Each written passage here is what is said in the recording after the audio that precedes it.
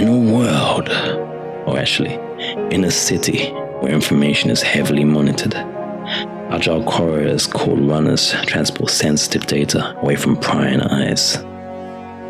In this seemingly utopian paradise, a crime has been committed. Your sister has been framed, and now you are being hunted.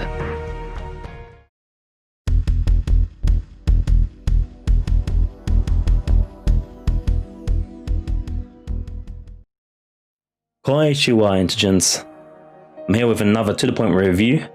Last one incidentally involved sisters in first person perspective as well.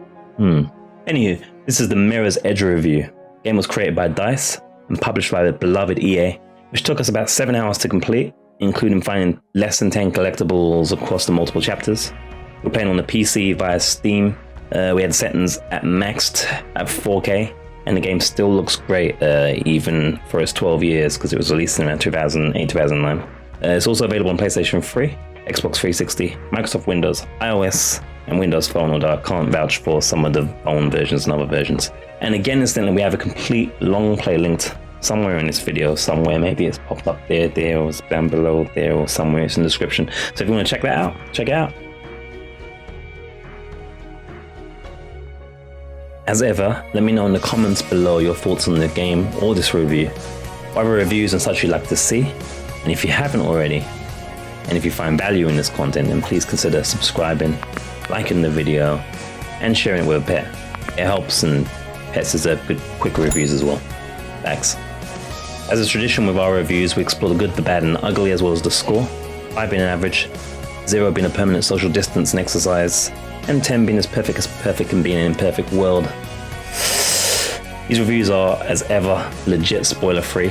In fact, they are 99.9% certified as such by a governing body that doesn't exist. The gameplay is shown from a mostly blind playthrough of said game. It also happens to be part of our unfinished business games challenge list. This be numeral 4 of that list. So yeah, until in the vid. Okay, let's do it. Okay, let's start with the good. This game has an excellent visual aesthetic. The art style really makes this game evergreen in the visual stakes. After 12 years, it literally looks like a game that's just been released 2 or 3 years ago, in my opinion. Probably because of the style of it, it just looks really nice. Clean, bold colors. It's not using kind of like heavy textures and such that kind of like look older the further back you go or what have you. It just looks very, very nice. It's also accompanied by an excellent soundtrack throughout, provided you aren't against lo-fi, ambient music, and even the title song vocal version is excellent as well. Something you want in your Spotify if you do such types of things. Definitely worth having in your library. The unique core mechanic of the game as well is awesome. The whole free running, parkour awesomeness. So watch out for the vertigo and the drops is a very, very nice but turn your face away crunch on falls. So yeah, it also doesn't overstay its welcome, and I think it's fun throughout because of that. 30 hours of it would probably been too much. As I said previously, it only took us about 7 hours or so, including toilet breaks or minus toilet breaks. It's well voice acted, and they have very cool cutscene animations as well to push the narrative, the story, and what have you. So overall, the packages are really good, I'd say. That's the good stuff. On to the bad. I don't know why I did an accent there. Anyway, this game relies on the tried and tested death try again loop mechanic, meaning that there's going to be scenarios where you just die because you just don't know, because you haven't experienced that sequence before, and there's no way for you to not die. It's something that you're going to either love, hate, or be indifferent about, I guess, which I suppose is life in general, isn't it? It does do that. It's kind of similar to one of the bad points I had in the review for the Close to the Sun, which also relies on the death try again loop mechanic, where you just kind of like, it's almost impossible to nail it first time around, because you have to kind of like be like, oh, it's this way. And that brings on to the second point in the bad category, which is that it's sometimes difficult to know where you're going or what you're doing in this game, because again, it's kind of almost like that try again loop. They expect you to die and do things again, which is interesting considering how Faith manages to get through presumably these things in one go from a pure story aesthetic type of thing. The control system might be iffy for this game as well. It feels intuitive once you know what you're doing and you remember it now, but if you leave it for a serious period of time, you might end up forgetting, and you kind of need to know how to do certain things to progress in this game. For instance, the wall jump thing where you flip around to traverse areas that don't have a natural ladder or what have you. It's important that you remember that mechanic, because you will not be able to get through without remembering it, and it can be sometimes tricky. And it was one of the main reasons why this game ended up being in the challenge list, our unfinished business challenge list, because I never finished it 10, 11 years ago, because I left it for a few weeks playing other games in between bad habits, and I couldn't remember or figure out how to do the triple flip, well not triple, but the double jump thing, which you cannot progress without. And it happened to me, so it should be in there as a thought. Collectibles seem mostly pointless, and I feel they go against the spirit and pace of the game.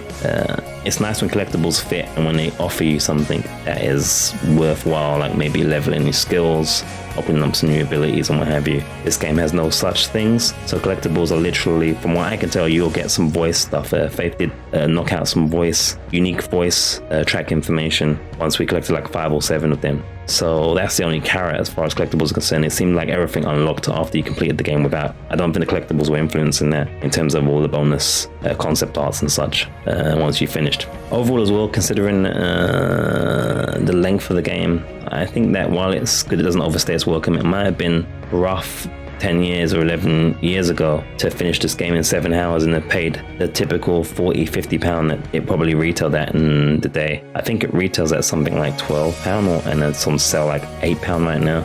I should have done that research beforehand, but I kind of forgot. But yeah, it's on sale right now on EA at the time of recording. EA is back on Steam and they've got a whole sale going. I think it's like £9 or £8 or no, it might be cheaper than actually. That's Mirror's Edge 2. I think Mirror's Edge 1 is like £4 right now. So yeah, just check anyway. Good time to grab onto it if you haven't checked it out. But bear in mind that, yeah, if it was £50 or whatever, I would say keep in mind that it took me 7 hours with like about 7 of the 30 collectibles collected. So yeah, unless you're gonna do the speedrunning, the trials that's available in there, or replay chapters for collectibles, there might be an issue if you were paying full old school price. But yeah, again, the price now this is kind of almost a non-issue. Finally, as far as the story is concerned, it's functional at best, really, and same for the characters. Nothing's bad. It's just it's just there to push you from one place to the next to keep the story moving, and it's fine. It works as that. The animations that you get, the kind of almost, I don't want to say anime style, I suppose, but it's very stylized animations, which are very cool to push a narrative in that. But the actual core story and characters are just kind of like, they're functional. Finally, the ugly, which is very brief. I've only got really one major complaint, and it's kind of been addressed somewhat in the bad, which is there are some annoying segments here and there due to falls and difficult to read layouts and so forth. It's that die, fail loop again thing that I talked about in our first of the bad. Some of it's going to be a source for annoyance when you can't find where the heck you're going or what you have to do, either because you missed some key information or just because you haven't done the area yet. You kind of need to have done something sometimes a few times, especially if you're in a chase, and there's a lot of chasing going on in this game. So there's going to be a lot of oops, I took the wrong turn and dropped 100 feet to my death for the 50th time. So it's it's the ugliest aspect, but otherwise there's nothing too grievous at all. Physics had a problem, which I should mention probably.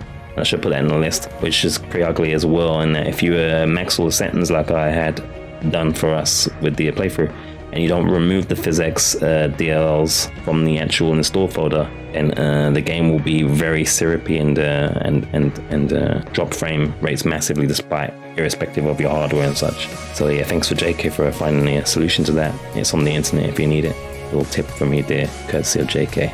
Good, bad, and ugly out of the way. Time to put a big fat score on this one, shall we?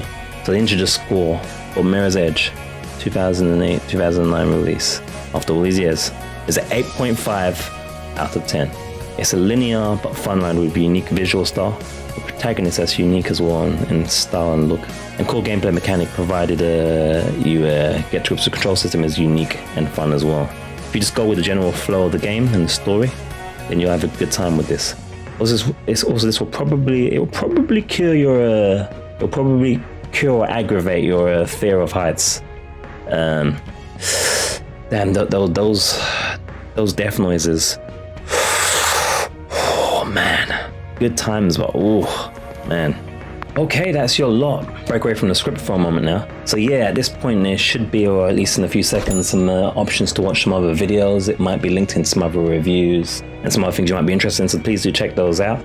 Keep the fun running, keep the comments and everything going. Thanks for your support. If you haven't already, again, subscribe, like, and leave your thoughts below.